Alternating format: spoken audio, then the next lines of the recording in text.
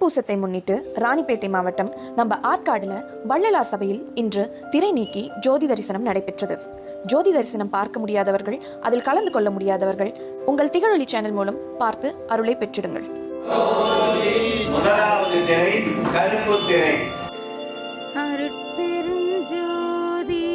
இரண்டாவது திரை நீலத்திரை, அருட்பெரும் ஜோதி.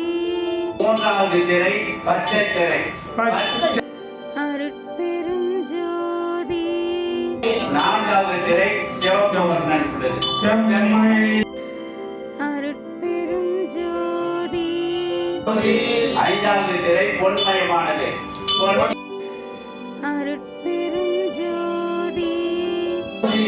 ஆறாவது திரை வெள்ளை திரை. அருட்பெரும் ஜோதி.